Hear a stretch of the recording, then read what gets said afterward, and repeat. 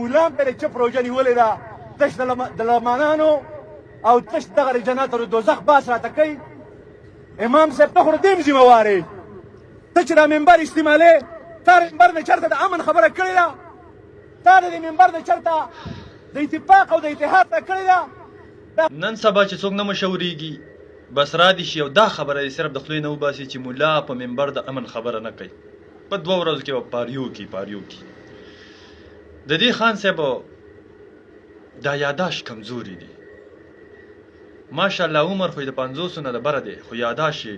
کمزوري شوي دي جی خان صاحب اول زه ستا د حلقې د امیدوار کم چې ستا سره په مقابله کې ووټ ته ودرېږي بیا هغه خلک ووټ نه ورکوي او تاله درکوي د هغه د امن دپاره دا ستړې ته لږې ښیمه بیا راځم تا ته جواب کوم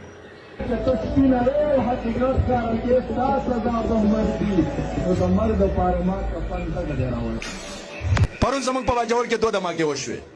تاسو راشئ باجوړ ته په هر دویم کور کې یتیمانان دي کونډې دي بورې ښځې دي چې د بچو نه محرومې دي هغه پلاران دي چې بچي نشته جلاګانې دي او فریادونه دي او ماتم دی په هر کور کې کربلا ده خلک فلسطین یادوي خو که تاسو د باجوړ حالات ولیدل دا د فلسطین او د کشمیر نه سوا دي عالم د لوجني قاری د لوجني مشر د لوجني صحافي چې زه کومه وروڼو منګه ولې راپاڅېدو د امن ختم ولې وکړو باجوړ کې منګه 14 کاله بعد ولې راپاڅېدو په دې نقطه باندې زه تاسو پوهه کول غواړم زما وروڼو 14 کاله مخکې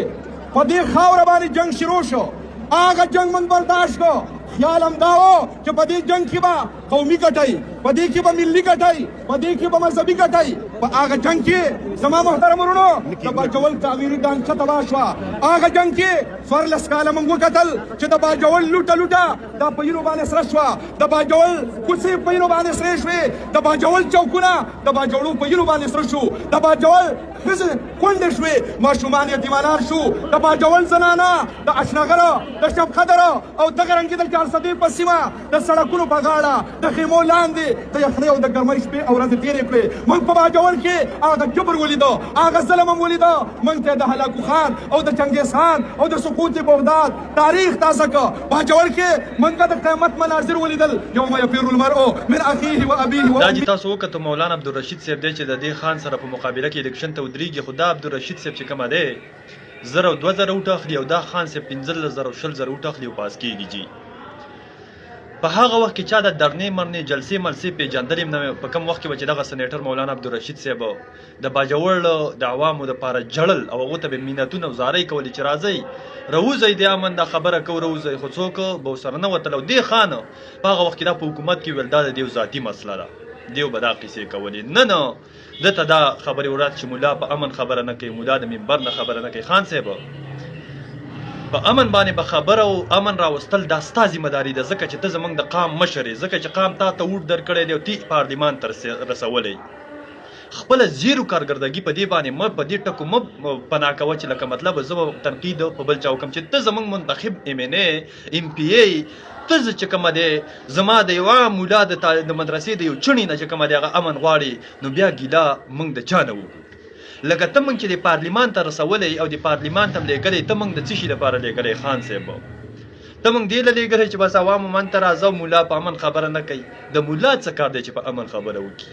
مولا له ورکړي چا څه شی دي مولا په کومه داسې اهمه چوکۍ باندې چې کومه دی ناست دی بلکل زه دا منم چې منبر یو لوی او درنه او طاقتوره کرسۍ ده خو زما او ستا په وطن کې د منبر هغه طاقت نه دی پاتې ځکه چې په کوم ځای نن ته ناست یې دغه ځای د مولا دی او دغه حق د مولا دی او دغې باندې به مولا چې کومه دغه کېدي خو افسوس خبره دا ده زموږ په دې وطن کې سیسټم بدل دی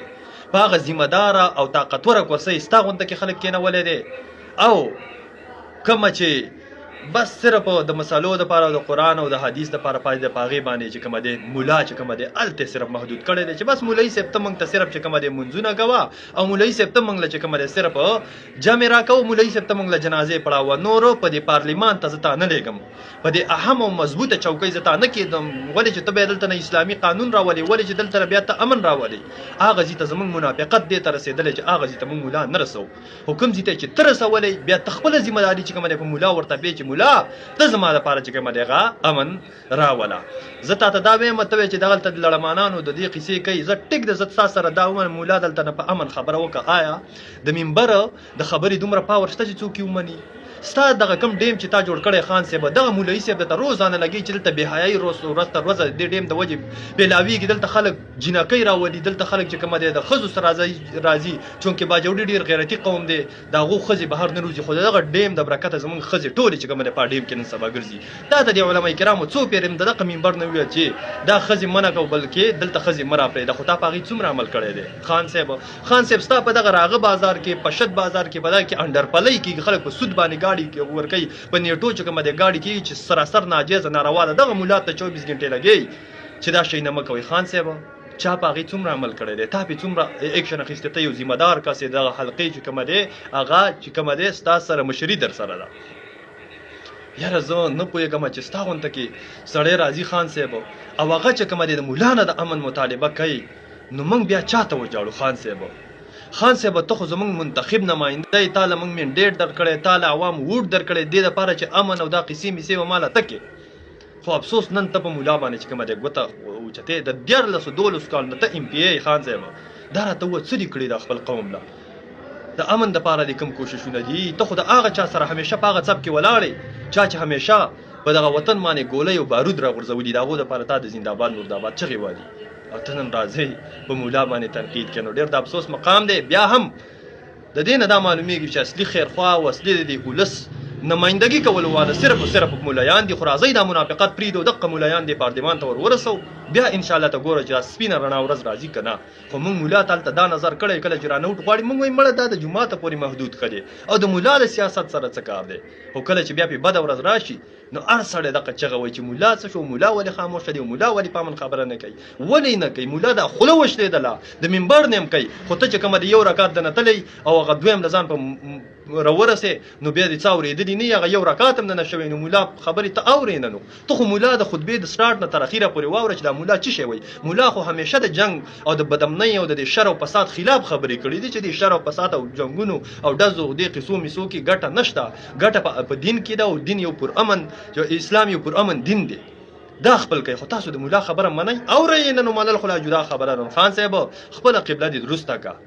ذمہ داری ستا ده کار ستا نه خطا دی کارګردګي دې صفر ده خپله صفر کارګردګي د پټولو دپاره په مولا باندې تنقید مه کوه الله دې په تا خپل رحم وکړي